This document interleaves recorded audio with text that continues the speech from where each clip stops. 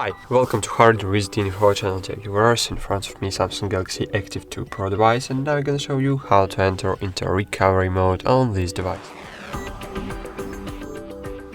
Firstly, you need to press and hold together power button and volume down buttons. Then find power off, click on it and wait a while. Then press together power button and volume up buttons. Press and hold it together. And release power when Samsung logo will appear on your screen.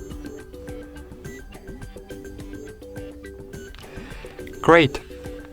We are in the recovery mode. That's it. Thanks for watching. Like this video, subscribe to our channel, and bye. See you.